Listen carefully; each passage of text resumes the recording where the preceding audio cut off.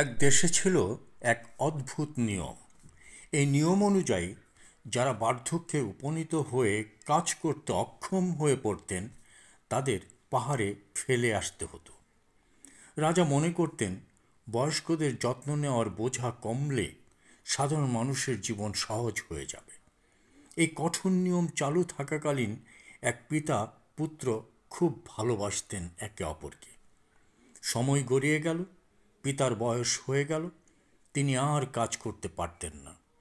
দেশের নিয়ম অনুযায়ী ছেলেকে বাধ্য হয়ে তাকে পাহাড়ে ফেলে আসতে হবে, কিন্তু বাবাকে ছেড়ে থাকতে পারার কথা ছেলে ভাবতেই পারছিল না। তবু শান্তির ভয়ে সে বাবাকে কাঁধে নিয়ে পাহাড়ের দিকে রওনা দিল। পাহাড়ের চূড়ায় পৌঁছে তার মন কেঁদে উঠল।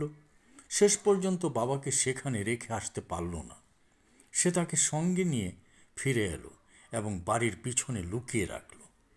চুপি চুপি খাবার এনে তাকে খাওয়াতে লাগল। একদিন রাজা তার প্রজাদের বুদ্ধি পরীক্ষা করতে চাইলেন। তিনি ঘোষণা করলেন, যে ছাই দিয়ে বোনা দড়ি এনে দিতে পারবে সে পুরস্কৃত হবে। লোকজন অবাক হয়ে গেল। ছাই দিয়ে কি কখনো দড়ি তৈরি করা সম্ভব?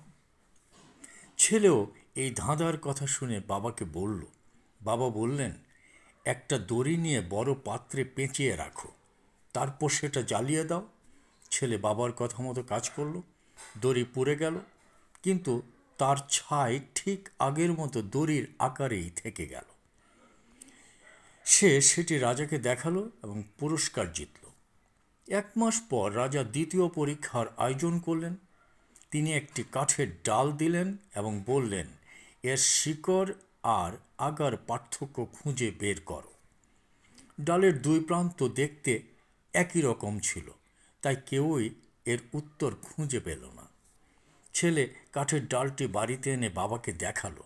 বাবা বললেন, ডালটি পানিতে রাখো, যেটি বেশি ডুবে যাবে সেটি গোড়া, আর যেটি ভেসে থাকবে সেটি আগা। ছেলের বাবার উপদেশ মতো কাজ করল এবং রাজাকে দেখিয়ে আবারও পুরস্কার জিতল।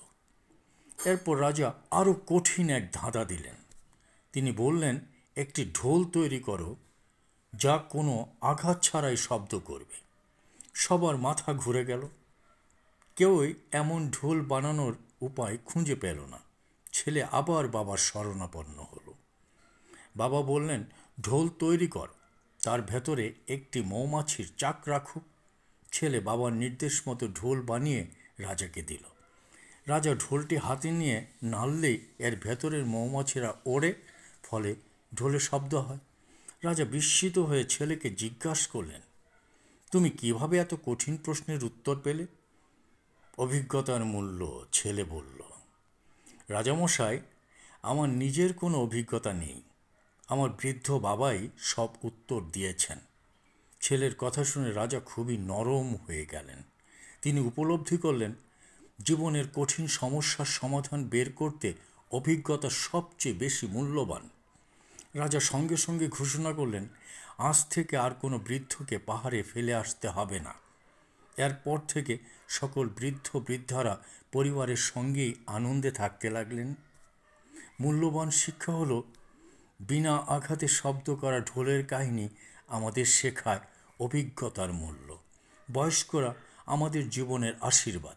তাদের যত্ন নেওয়া আমাদের দায়িত্বই নয়, বরং এটা আমাদের সৌভাগ্য।